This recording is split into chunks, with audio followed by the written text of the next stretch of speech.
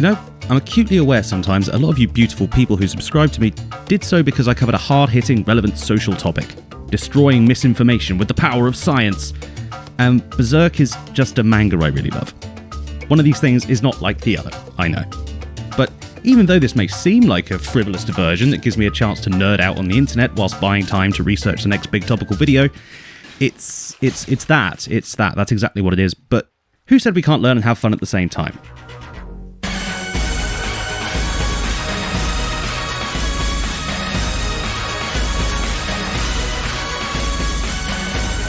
In the first half of this little diversion, we looked at what BPD is, how Farnese got stuck with it, and how she constructed her personal bubble to try and escape from it.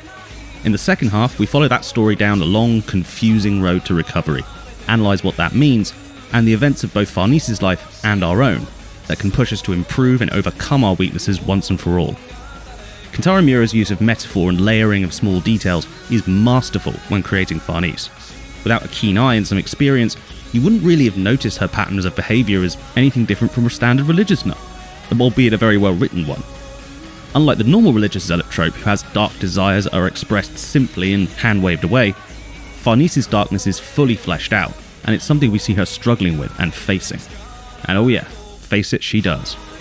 This is especially true after the Night of Miracles, because, knowingly or not, the shaky steps she takes as she walks away from Guts vowing to kill him are the first in a long, hard road to recovery. A recovery that is not only true to a life struggling with BPD, but also shows the traps, the potholes and quicksand that can lurk in the shadows of that long, winding, difficult road to happiness.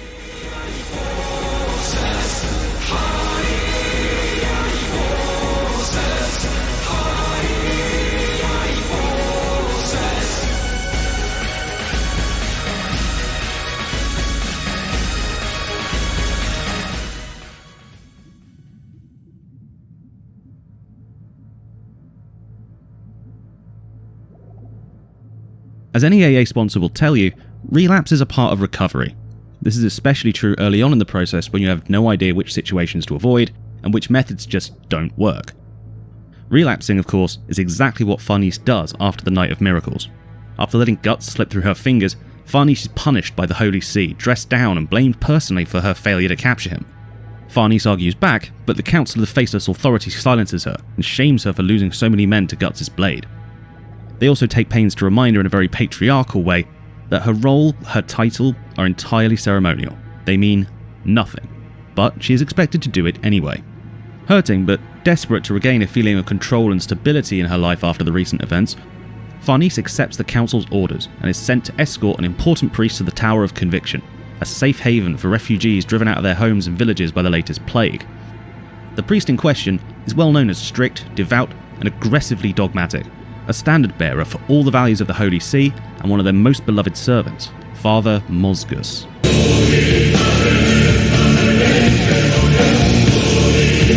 Mozgus, noticing right away Farnese's desire to be more devoted and her complete lack of objection to any of his more extreme methods, takes Farnese under his wing.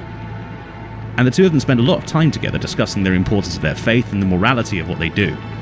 Farnese is shown firsthand the horrors that Mozgus and his misfit torturers unleash upon the poor souls in the refugee camp, and learns that the torturers themselves are following Mozgus not out of moral certainty or divine providence, but of personal fatherly connection that even they acknowledge is completely emotional.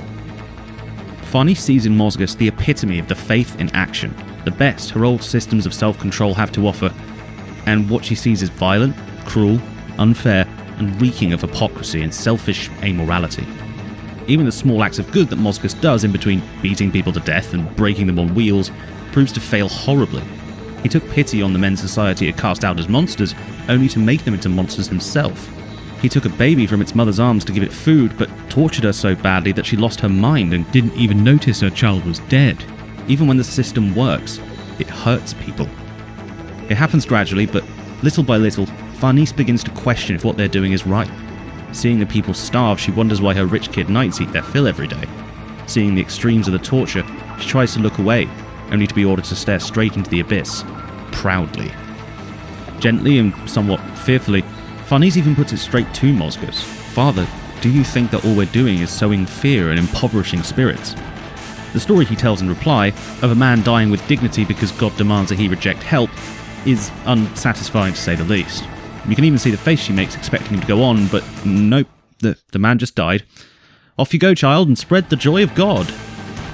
Farnese tries her best to do as he commands, she really does. She burns and hunts the heathens, she accepts all kinds of tortures must be done in the name of God. She even listens to the sermons of the mad priest who bashes his face flat into the floor every day. And yet, in the dead of night, when she's all alone, her desires to feel warmth and feel pleasure return to her. Staring into the flames, her heart racing from a day of hunting and burning heretics, in the privacy of her own room, where no one can see her, she succumbs. This image of Farnese alone and crying to herself whilst desperately trying to convince herself that she's right is the most solid proof, if it were needed, that Farnese's belief is failing her. Her emotions and her lusts are becoming too powerful for her crumbling belief to meaningfully control. She burns heretics, she even finds some genuine ones and engages them in righteous battle. But none of it is working anymore. She's carrying on her life not out of conviction, but out of inertia, out of habit. And just as this is going on, who should just happen to show up but...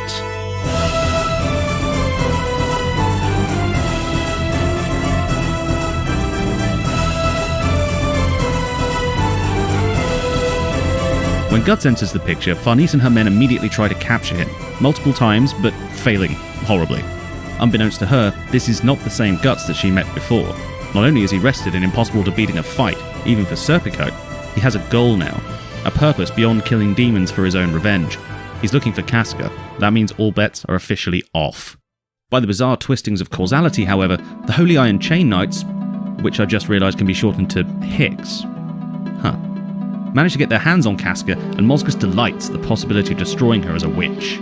Casca, of course, is not a witch, but she is under the protection of something just as powerful and frightening. The demon child rushes in to protect her just as Mozgus attempts to put her into one of his many torture devices, and the resulting chaos and death leaves Farnese a wreck by the time Guts catches up to them. So much so that she can barely respond when he demands to know where Casca is. She shows him and he lets her go, but standing in the blood and bodies, terrified and flashing back to that night, she can only do one thing to stay alive: follow him. What they find when they get to Casca is a true horror show. Mozgus, having made into a monster for real, has captured Casca and intends to burn her for witchcraft personally. The ensuing fight is an epic, impossibly well-drawn and dramatically perfect struggle between Guts and the newly crowned angels of the Holy See, and as the final battle with Mozgus unfolds, Farnese realises who she's been following this whole time. These aren't angels. They're beasts that preach obedience and conformity. As Guts throws down Mozgus and the tidal wave of flesh-eating spirits rushes up at them, Farnese can only stare, dumbfounded at Guts. How can he be so calm? How can he know what to do? How does he know we can survive? Guts himself, unknowingly, gives a line here that not only saves her from freezing in the face of despair, but serves as a mission statement for Farnese's entire process of recovery. If you don't want to die, make yourself useful. She does, and they survive the birthing ceremony, if only just. Farnese's faith in her system of control, however, has not. This is her rock bottom. She has nothing left. No men, no system of control, no faith to guide her. The only thing left is her. In the wreckage and beautifully drawn carnage of the rebirth, Guts and Casca escape on horseback, and Farnese is left behind with a choice. She takes the blue pill. She goes to the Holy See, accepts her punishment, and returns to her isolation. The past she knows well enough to know it offers no hope or comfort. She takes the red pill. She follows a black swordsman, and learns the truth about the world, its dark secrets, but possibly learn how to survive them, calm, and be confident in the face of fear, like Guts is. Does she avoid her fear, or confront it? This moment is significant because it marks the first time in her adult life when Farnese actually takes charge of it. She was sent to the monastery, she was appointed commander, she was ordered to capture Guts and to go to the tower. This time, she chooses for herself. She chooses to face what she is afraid of, and vows to herself to overcome it. By the time she catches up to him, Guts in her mind is split completely the other way due to his actions in the tower. He is no longer the purest of evil, but a paragon, a leader and an aspiration.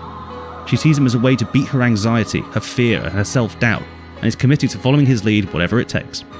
In another subtle stroke of brilliance, Miura here emulates a common false stereotype of BPD, but reverses it.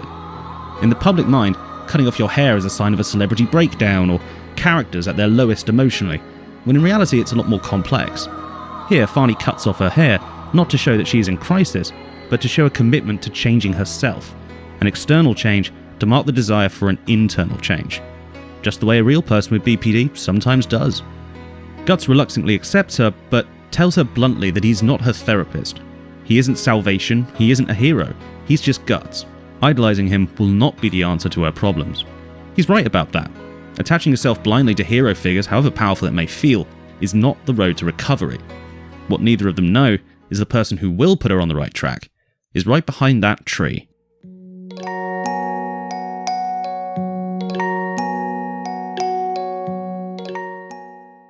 Travelling with Guts and Casca, two people who are cursed to be followed and haunted by spirits every night, is a humbling experience for Farnese. Although she tries her best every night to fight the monsters like the others, she botches it, and Guts sharply orders her to focus on Casca and keeping the fire lit. When she tries to be domestic and assist the group in that way, her lack of knowledge means clothes get ruined, and the party nearly eats poisonous mushrooms. Farnese has many conversations with herself about this. She had assumed before that simply following Guts and watching him as he carves his way through life would be enough to remove that empty feeling in her heart, but it isn't. This is less a feature of BPD itself, but a feature of all people who undergo long, difficult journeys. The wish for a magic bullet, an easy way out, for someone else to make you better instead of having to do all the complicated stuff of working it out on your own. She feels useless, unable to do anything right, even mundane things. All she can do is gather wood and babysit Casca. What Farnese does in this moment is critical. Instead of feeling slighted or enraged that her plan for recovery is not going as she hoped, she turns to Casca and does something the old Farnese would never have dreamed of. She apologizes to her, even though Casca herself cannot offer her forgiveness, comfort, or even words in return. She apologizes to make amends and confront her guilt, taking action to no longer ignore her negative emotions but confront them the only way that she can. Even if Casca doesn't understand this, the intent to make amends is the start of Farnese coming to find her own strength, her own identity within the group, her own purpose for surviving. And as they play in the fallen leaves, Farnese realizes that it was because she felt so small, so powerless, that she sought to oppress others in the first place. This is a rudimentary outline of a DBT skill called behavior chain analysis. The basic premise is that when you commit an act that hurts someone, hurts yourself, or causes you to lose control, as Farnese has been doing all over the previous arc, you take a step back and look at the practical, emotional reasoning behind that action. Then you take a step back further to look at the reasoning behind that reasoning. Okay, Farnese, so you made Serpico burn his mother.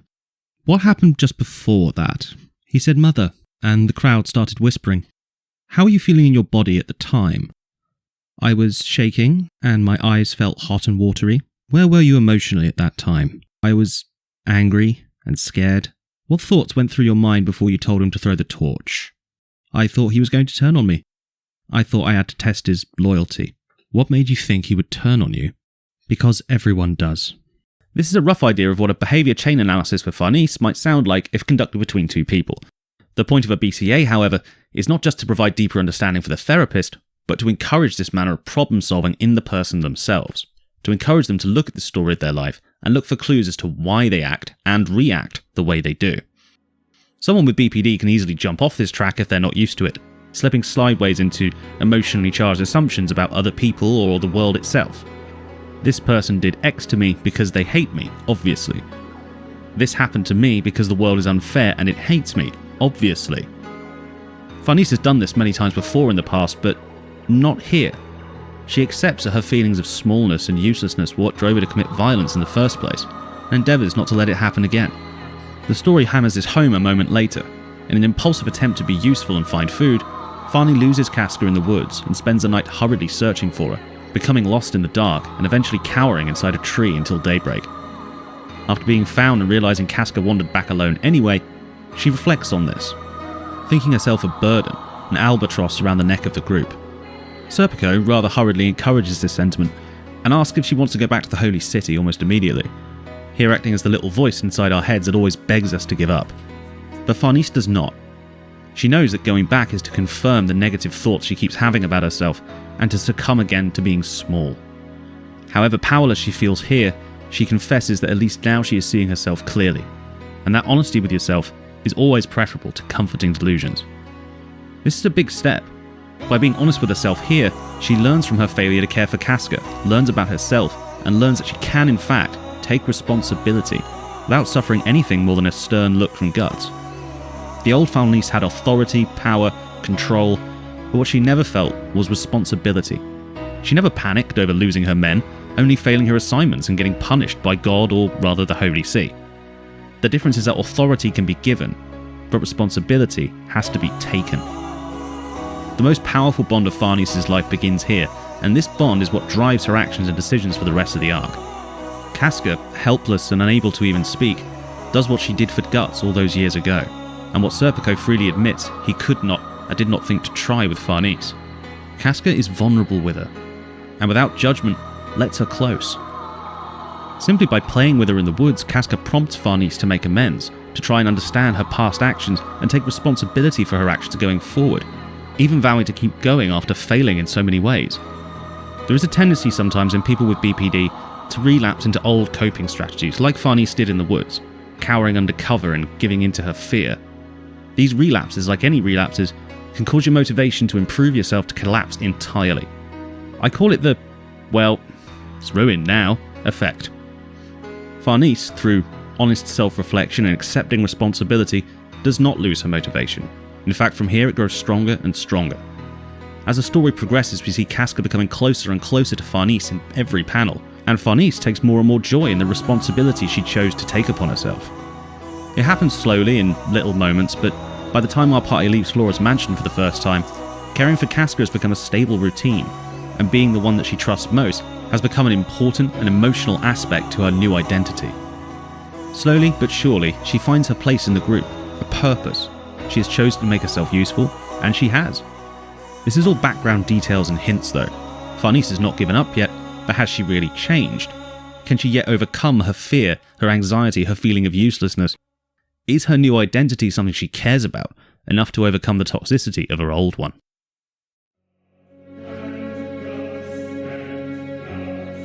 The old saying goes that you don't know your mettle until you are tested, truly tested.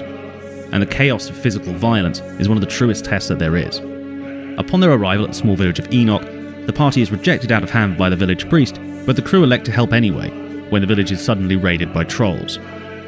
As the trolls pour into the village, Farnese gets her chance to confront the priest, and as though looking backwards in time, she sees herself in the old, stiff man, clinging to his religion and trying desperately to stop the intrepid young witch Shirke from saving the town with her forbidden magic, just as Farnese had once fought to stop Guts. Eventually the trolls climb onto the rooftop, and we get the first evidence of just how committed Farnese really is when it comes to protecting Casca. Farnese runs into the middle of the trolls without hesitation, grabs Casca and raises her blade. Eyes wide with fear? Yes, but she rushes in to protect her charge despite everything. How can a character who so recently was a mess of quaking fear in the face of these monsters suddenly risk it all for the sake of Casca? BPD is a complex thing. It has a billion facets bespoke to each person who deals with it. You would think that someone who feels emotions like fear so strongly would run from a situation like this, right? Here's the thing. When you hate yourself and you love someone else, that fear might as well be non-existent. If you think you know for a fact that you are worthless and someone else is more worthy than you, what do? You put loving others above fearing for yourself. Farnese dives in and saves Casca not to feel like a hero by protecting a girl, but because to her, Casca matters more to the world, more to the group than she does. Losing Casca would mean the loss of someone Farnese cares for, and the loss of her purpose to keep going. Farnese stands her ground but is washed away with Casca in the fighting. After being caught and imprisoned by the trolls, confronted head-on with what they plan to do to them. It's Berserk, so naturally it's just over-the-top horrifying. Farnese steps up again, this time not on instinct, but out of choice. It's a dangerous situation that's flooding her with even more terror than before. She knows she should cower, hide, become small, but instead she fights back. She protects Casca and in the process commits to her new identity. She is the caretaker of Casca, and she is not going to lose that here. This is maybe the first time that Farnese has chosen to care unconditionally for someone else, and it's become her purpose, her reason for struggling against the world, but more importantly, struggling against her own weakness. In Qliphoth, surrounded by trolls, and with Casca's warmth on her back, she finally wins. To me, this moment can be compared directly to the Night of Miracles. On both occasions, Farnese is scared, surrounded, out of her depth, and in a new world completely beyond her understanding. unable to realistically defend herself against any of it. On the Night of Miracles, Farnese gave in to her fear, cowering and unable to do anything, even pray. But here, because she's defending someone even more helpless than herself, she overcomes it and swings back despite knowing she is likely going to die. Even knowing that her silver shirt will not save her, having lost her knife, she still stands in the way of the fatal strike. She is afraid, but she does the right thing anyway. These two moments are reflections of an important part of the BPD recovery journey. It is one thing to be told that you're a good person. Whether it's by a therapist or a self-help mantra, at the end of the day, they are someone else's words, not yours. No matter how hard you try, you can't lie to yourself and be convinced. Farnese tried that for ages and it never made her happy. In order to shake an ironclad belief about yourself, you need to beat it by presenting ironclad proof, through actions, not just words. For Farnese, these moments are that proof. Yes, she can control her fear, she can protect something that matters to her, she can affect change in the world. She can do good. And finally, she can mean something.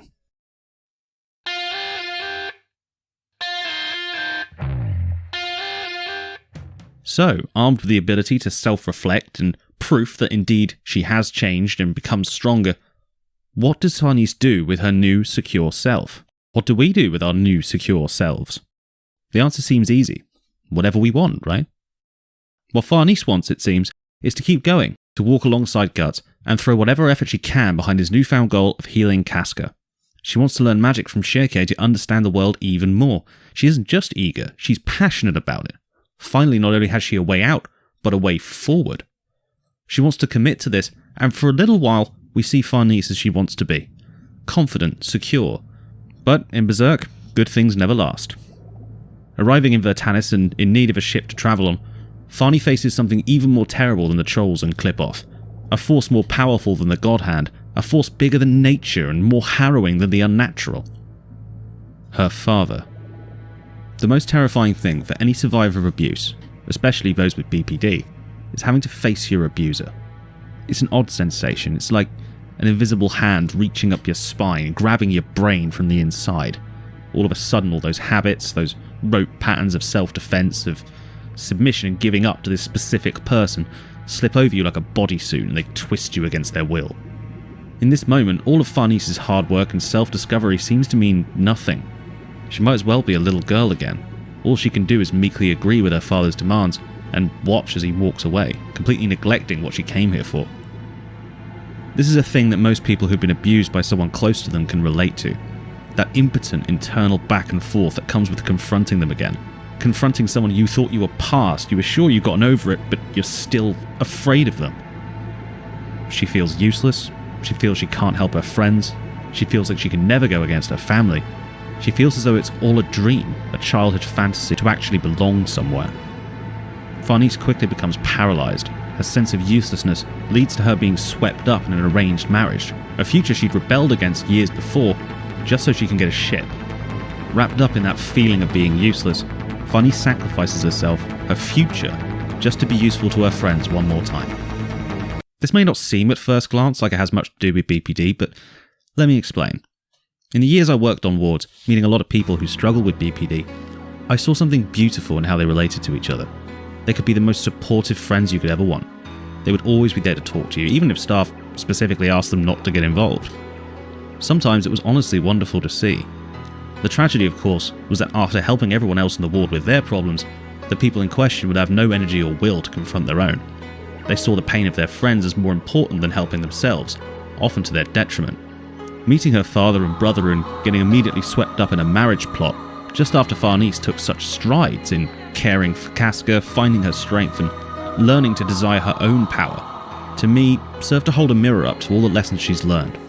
Self-sacrifice can be a good thing, but if you only care about others and not yourself, you might not see how much you mean to them, and you'll never truly understand who you are. Farnese has become stronger and kinder, but she believes that she only has value if she's helping others, allowing other people to choose her fate, because if it helps people, then it's fine, right?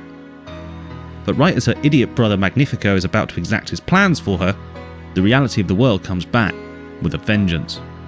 A great magical tiger bursts in, maiming onlookers and nobles as they panic and try to escape. The greatest lords of the Holy See tremble and scatter in terror. no one has any idea what to do. Except Farnese, who stabs the tiger right in the eye with a candlestick and orders everyone to grab something silver if they want to live. This was the final test. Could Farnese still be useful by herself? Could she still conquer her fear without her friends behind her? Could she still protect others even when the others are people she doesn't even like? Even when one of them is her abuser? Of course she can. She's Farnese now, and Farnese has been in worse spots than this. She knows that, more importantly, she has proof that she really is a good person. No external forces are necessary for that. She's not useless or weak, even without her friends. Guts and the crew arrive just moments later looking for her, having never thought she was useless and not buying that it was really her decision to stop journeying. Symbolically, Shirkei gives Farnese some new magic of her own to fight with, and without much effort the nobles of the land are saved from the beasts. All of them dumbfounded, having no idea what to make of any of it. Farnese regards her crew, and finally comes to a realization. Her friends came back for her, even after she left them. When the smoke is cleared, Guts asks her, does she really want to stay here?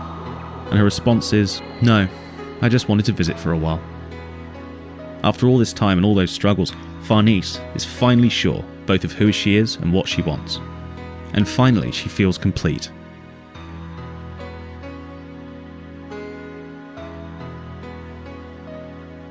Farnese's journey from a scared girl to a mad tyrant to a brave hero is one of the most perfect yet grounded stories about conquering BPD I've ever read.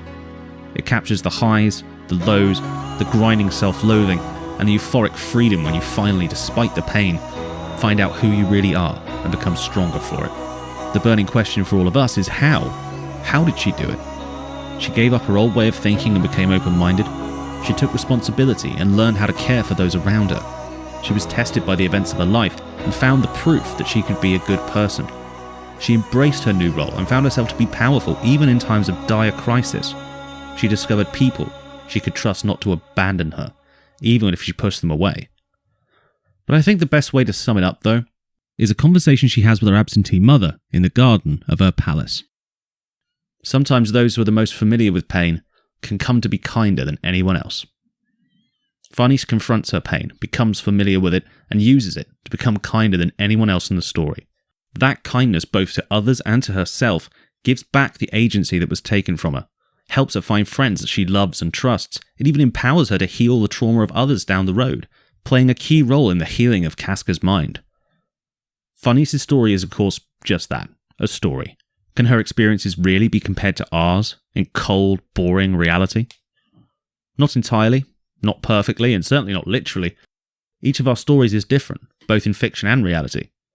But by understanding what she did, how she did it, and why she succeeded, maybe all of us, whether we have BPD or not, can take our pain, confront it, and turn it into something beautiful. And to me, there's nothing more beautiful or empowering than kindness.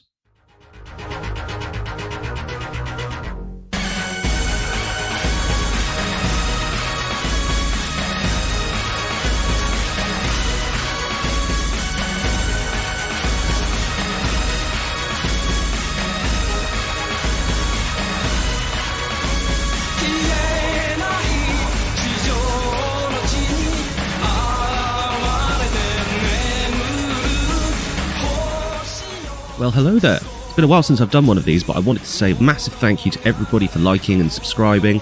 As always, a huge thanks to the people who support me on Patreon. Oh, and leave a comment. I got some amazing comments last time, some very personal and intense comments, and it honestly inspired me to keep going and, keep up with this kind of thing, even though it's a bit of a weird way to explain BPD to somebody. I hope I managed to explain it clearly enough.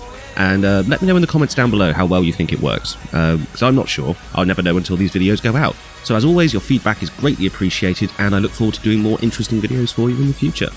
Stay tuned.